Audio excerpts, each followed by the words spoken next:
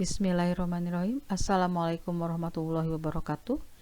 Kali ini kita akan menentukan pH campuran antara asam kuat dan basa kuat. Di sini Ibu sudah punya 4 soal, di mana di dalamnya diketahui berapa jumlah volumenya, berapa konsentrasi molaritas masing-masing asam dengan basanya. Ada beberapa langkah yang harus kita lakukan untuk menentukan atau menjawab soal ini. Yang pertama, kita tentukan mol awal asam dan basa dengan menggunakan rumus mol sama dengan molar dikali dengan volumenya. Kemudian yang kedua, tulis persamaan reaksi setara. Di dalamnya nanti ada perbandingan koefisien, di mana perbandingan koefisien ini sama dengan perbandingan mol zat yang bereaksi dan hasil reaksi. Setelah itu kita cari siapa yang bersisa. Maka nanti akan ketemu mol sisa asam atau mol sisa basa.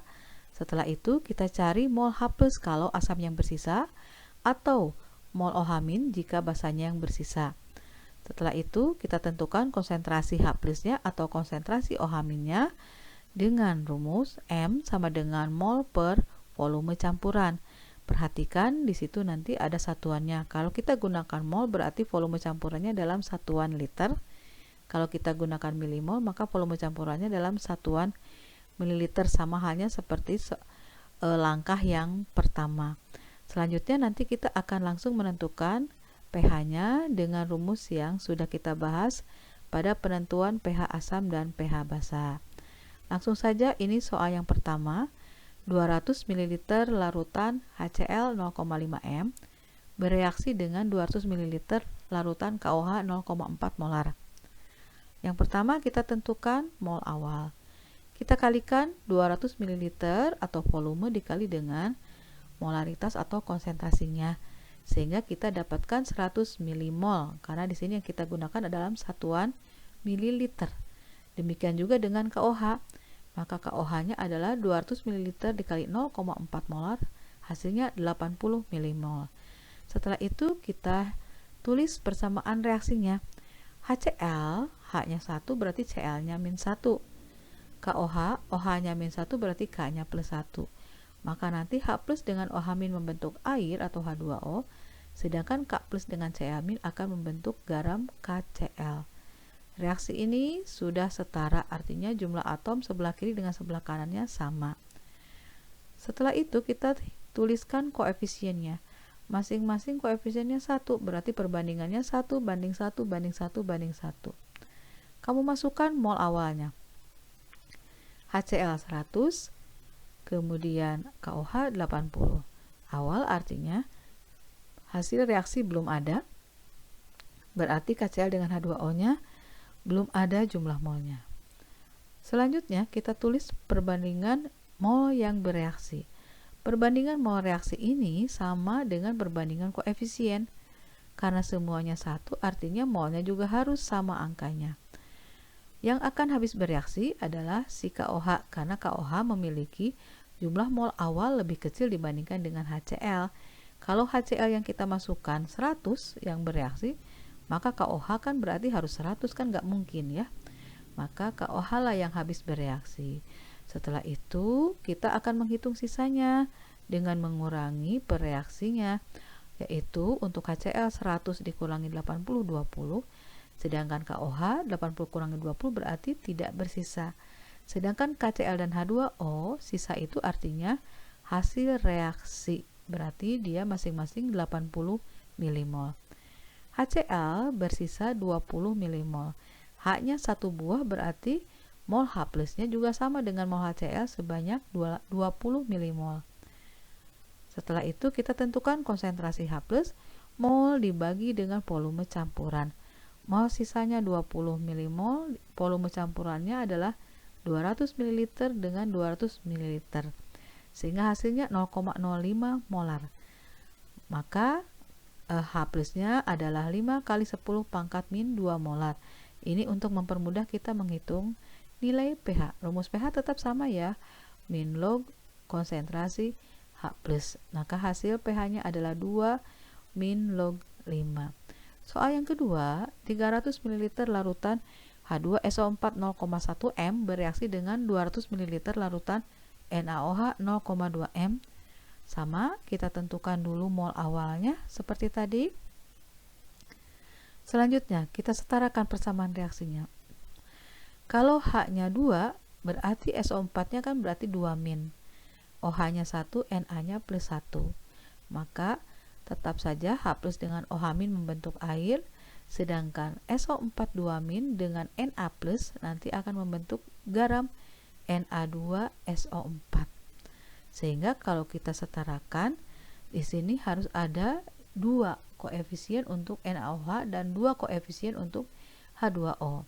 Setelah itu kita tulis koefisiennya, berarti 1 berbanding 2 berbanding 1 berbanding 2. Maka kita masukkan mol awal, yaitu tidak dipengaruhi oleh koefisien, maka kamu masukkan seadanya dari hasil hitungan awal, 30 dan 40.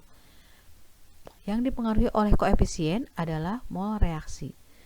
Karena di sini 1 berbanding 2, maka yang akan habis bereaksi adalah 40. Karena kalau di sini 40, di sini berarti 20.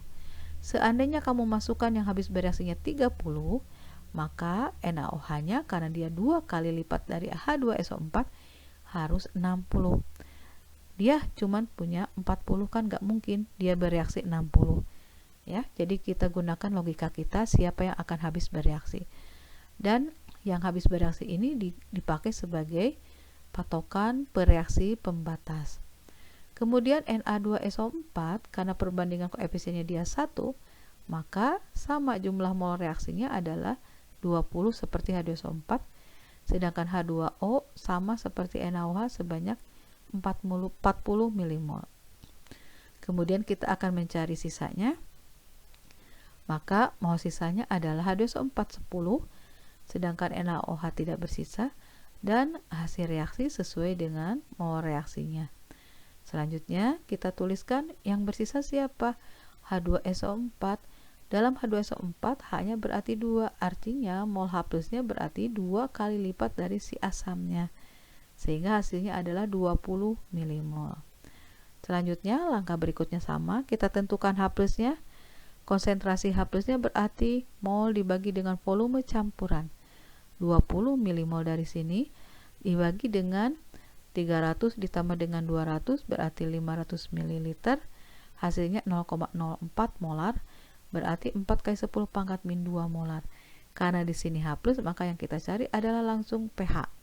Sama dengan 2 min log 4. Ya, perhitungannya sama. Yang ketiga, 100 ml larutan HNO3 0,1 M bereaksi dengan 100 ml larutan CaOH2 0,1 M. Langkahnya sama persis. Kemudian kita tentukan reaksi setaranya. Maka koefisiennya adalah 2 berbanding 1 berbanding 1 berbanding 2. Mol awalnya kita masukkan sesuai dengan data awal. Maka untuk menentukan mol reaksi, kita lihat dari perbandingan koefisiennya. Perbandingan koefisiennya di sini 2 berbanding 1. Artinya kalau di sini 10, maka di sini harus 5 supaya 2 banding 1. Maka CaNO3 2 kalinya juga 5 sama seperti CaOH2, sedangkan airnya adalah 10. Maka garam yang terbentuk di sini ya CaNO3 2 kali. Oke, kita lihat sisanya siapa? Ternyata sisanya adalah basa CaOH2. Kemudian kita lihat berapa OH-nya. CaOH2-nya yang bersisa adalah 5. Karena OH-nya 2 buah, berarti OH-nya 2 kali 5, sehingga hasilnya 10 mmol. Karena di sini adalah mol OH-, maka kita harus tentukan konsentrasi OH-. Mol dibagi dengan volume campuran. Volumenya 100 ditambah dengan 100. Hasil akhir adalah 5 kali 10 pangkat negatif 2. Karena di sini OH- yang kita cari, maka kelanjutannya adalah POH. POH berarti min log dari konsentrasi OH-. Maka hasilnya adalah 2 min log 5. Setelah POH, kita mencari pH dengan rumusan 14 dikurangi pH. 14 dikurangi POH, berarti 14 dikurangi 2 min log 5. Hasilnya adalah 14 kurangi 2, 10. Min kali min jadi plus log 2. Kemudian ini adalah soal yang keempat. Oke, ini soal yang keempat. Sama halnya seperti soal yang sebelumnya, kita cari mol awalnya. Kemudian kita akan tentukan reaksinya. Di sini adalah H2SO4 ditambah dengan BaOH2. Ini adalah asam bivalen, artinya H-nya ada 2. Ini juga basa bivalen, OH-nya ada 2. Artinya SO4 sebagai sisa asam bermuatan 2 negatif. Dan Ba, sisa basa, berarti bermuatan 2 positif. Sehingga akan menghasilkan garam BaSO4. Dan air sebanyak 2 setelah kita setarakan.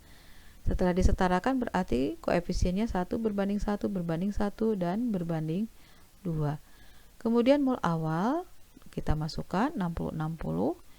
Kemudian mol reaksinya ada 60, 60, 60 dan H2O-nya berbeda sendiri karena dia koefisiennya 2. Kemudian kita cari sisanya, maka keduanya tidak bersisa. Jadi yang kita cari sisa atau tidak bersisa itu adalah pereaksinya. Karena dalam soal ini pereaksinya tidak ada yang bersisa, maka kita bisa simpulkan pH-nya adalah 7 atau dia bersifat netral. Netral dalam artian jumlah H+ dengan jumlah OH- yang bereaksi tepat habis bereaksi. Oke, ini Ibu berikan ada 3 latihan soal. Silahkan kamu lihat kembali caranya seperti yang tadi. Ada 3 soal. Nanti kamu bisa tentukan siapa yang bersisa, apakah asam yang bersisa ataukah basa yang bersisa, ya. Oke. Sampai di sini dulu perjumpaan kita. Sampai ketemu lagi di video stoikiometri larutan. Wabillahi taufik wal hidayah. Wassalamualaikum warahmatullahi wabarakatuh.